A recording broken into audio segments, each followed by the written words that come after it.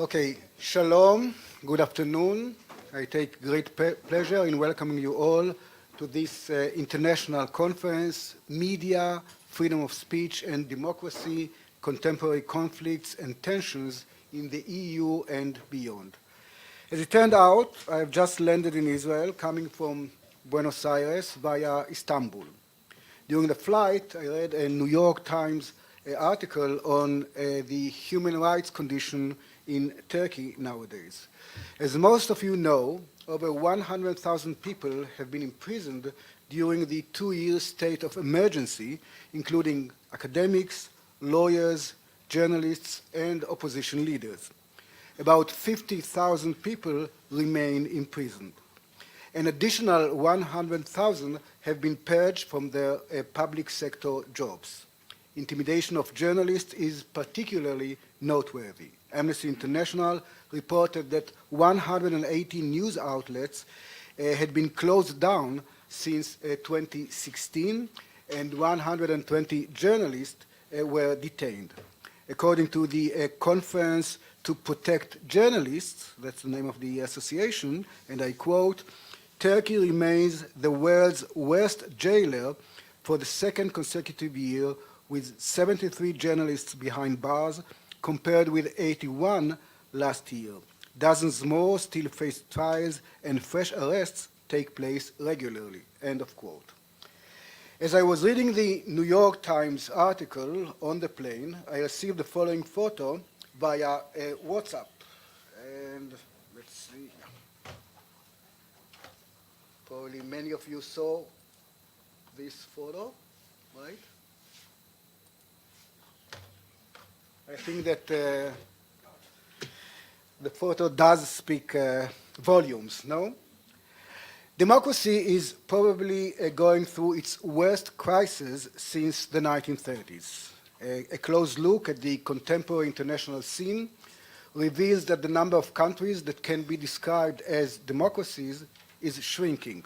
Strong men are in power in several countries that once, not too long ago, seemed as if they were in a process of democratizing, notably Russia and Turkey. The United States, considered by many as the engine of democracy in the post-World War II period, has a president who had refused to say whether he would accept the result of the election if it went against him. Populism seems to rule now almost everywhere. Obviously, this term, populism, is a very vague one. It has to do with the fact that there were very many populist movements in different regions at different times. But all populist leaders have several characteristics in common. They see politics as a kind of a Manichaean confrontation between two antagonistic camps, the utmost good and the utmost evil. They present themselves as extraordinary leaders whose mission is to liberate the people, quote unquote. They pretend to speak on behalf of the people when in fact they represent only a part of the people. In order to be elected, they politicize feelings of fear or resentment. And once in power, they attack the liberal constitutional framework of democracy that they view as constraining the will of the people. And journalists are frequently the target, with a capital T, of such populist leaders. The traditionally safe environment for journalists in Europe has begun to deteriorate in recent years, and 2 murders within the space of 5 months, one in Malta, the other in Slovakia, have provoked much concern about the continent's democracy. Political leaders are increasingly the source of verbal attacks and harassment that creates a hostile climate for journalists. In Slovakia, relations between the media and by now the former prime minister were characterized by frequent incidents. He called them filthy anti-Slovak prostitutes and often sued them. In the Czech Republic, the president held a dummy Kalashnikov inscribed with the word journalists at a press conference after previously suggesting they should be liquidated while standing alongside Russian President Vladimir Putin. In Hungary, Prime Minister Viktor Orban has accused Hungarian-born US billionaire George Soros of supporting independent media outlets in order to discredit Hungary in the international public's eyes. And he has branded him as public enemy number one.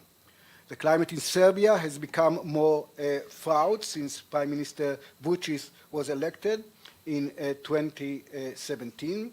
He uses the pro-government media to intimidate journalists who are accused of treachery and of being spies of foreign enemies or spies in foreign pay. This kind of atmosphere is obviously not limited to Central Europe or the Balkans. I could cite incidents taking place in France and in Germany, in the UK and other places, sometimes limitations on the press via government regulations, sometimes through the public discourse of all sorts of politicians. But just to mention two or three other cases, in Austria, and we have an Austrian presence here today, the leader of the far-right populist party accused the public radio and TV broadcasting of spreading lies. We have many cases in other countries of government interference with the media. This is the case in Croatia, for example, where the government continues to meddle in the state radio and TV, in Montenegro and other countries. The list is unfortunately very, very long. This conference forms part of our growing collaboration with Raanan Rein University of Düsseldorf, especially in European studies, and I would like to thank the authorities of Raanan Rein University, as well as the Ministry of Innovation, Science and Research of the German federal state of North Rhine-Westphalia. But this conference is first and foremost the result of the hard work of one person. Well, it's never one person, but there is one person that we should certainly thank especially, and this is Angelos Giannakopoulos, who has been here with us for several years now. He's the Raanan Rein Visiting Professor in European Studies, supported by the DAAD and Tel Aviv University. It's the third conference that Angelos has organized here. The two previous ones were devoted to energy cooperation and security in the Eastern Mediterranean and to solidarity in the European Union. They both resulted in a book published by the Daniel Abraham Center, and this conference will hopefully end up with a book as well. You have copies of the previous ones here with you. I would like to express my gratitude to Ms. Maayan Nahari of the Daniel Abraham Center, who has done, as usual, an amazing job in the organization of this conference. So, Angelos, Maayan, thank you so much. And also to Chagai Rubinstein and Omri Elmalech, who were helping Maayan to make this happen. As part of this conference, we will host later today Ewald Nowotny, the governor of the Austrian Central Bank, and I would like to thank the Austrian ambassador for arranging for this lecture.